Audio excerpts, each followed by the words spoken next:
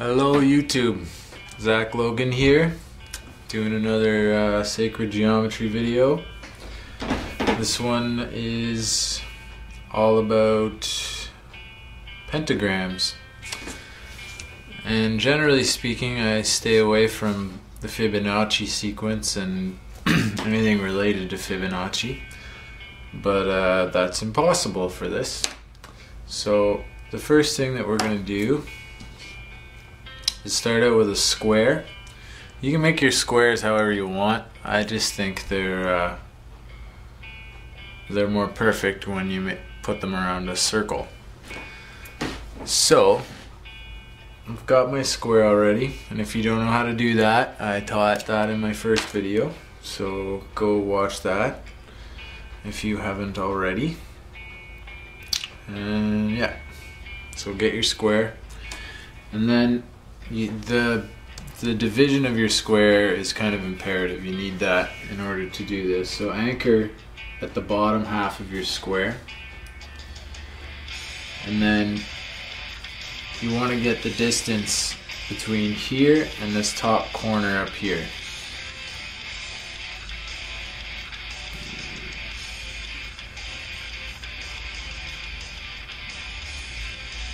And just so you all know, the pentagram, as far as getting it perfect, is one of the biggest challenges I've ever had with sacred geometry.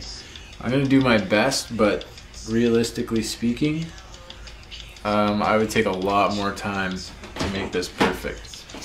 But this method does work. I've done about 5 or 6 of these and only 2 of them turned out perfect, but that's good enough. Anyway, so we've got this distance from the bottom center of your square to the top right, and we're gonna go and make one mark here in line with this here. Just make it cross, just like that.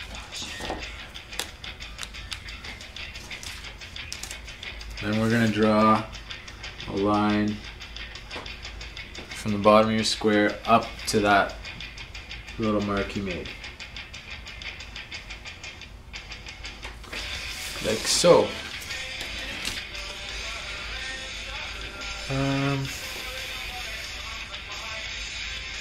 Then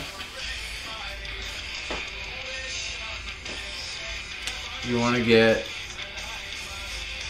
the width of your square perfect as possible.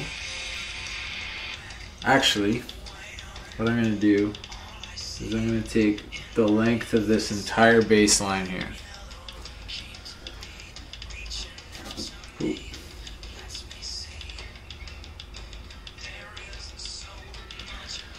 Then from the right side, so I've got this length of that entire line.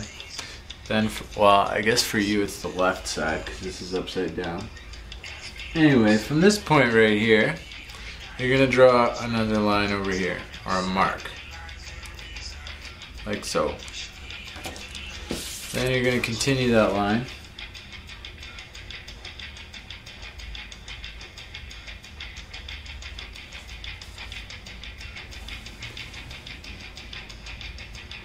To that mark. And then you're going to get that the bottom of the square length.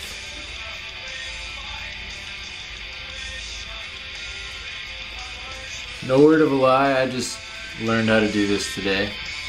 I've had a hell of a time trying to find a resource to be able to do this without the use of a protractor. By my estimation, I've been waiting 6 years for this information, and I just can't wait to share it with you. So pardon my sloppiness as far as the flow of this video. Oh yeah, I didn't even tell you what I was doing there. I got this length, and then I anchored here and made a mark going this way, and then I anchored here and made a mark going that way. So I'm going to go here.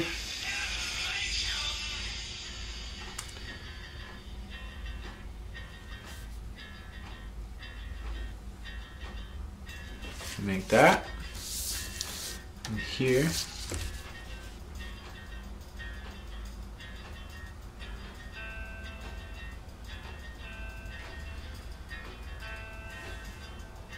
make that.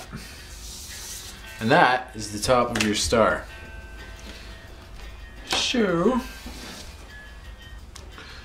we're gonna go and get this length again.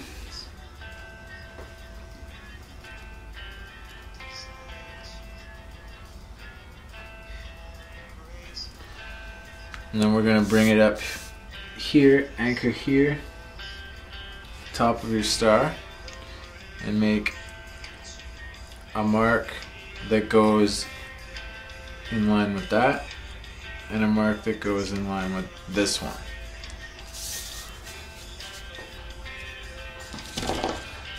And we're gonna connect.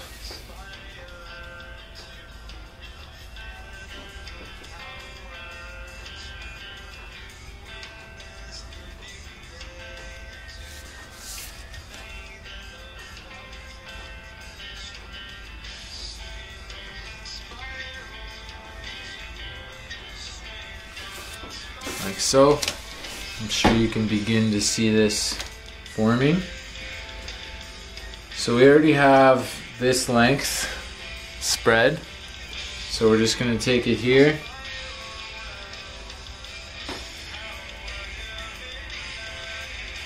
Still in line with this. And then over here. In line with this.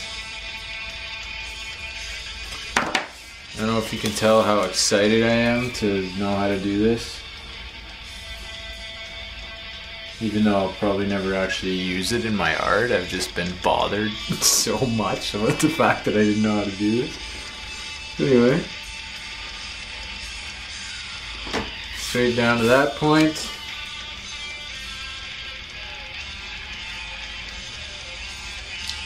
And then straight down to this point. There you go. Then you just connect the points. See, something went wrong. This intersection should actually be going straight through here, but just take my word for it. When you take your time with this and you practice and stuff, it'll work out.